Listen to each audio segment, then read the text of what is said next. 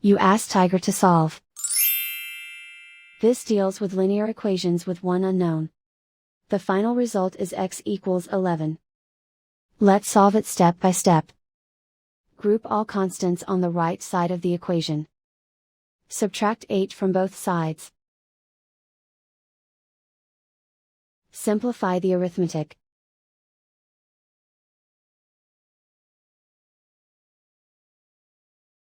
Isolate the x. Divide both sides by 2. Simplify the fraction. Find the greatest common factor of the numerator and denominator. Factor out and cancel the greatest common factor. And so the final result is x equals 11.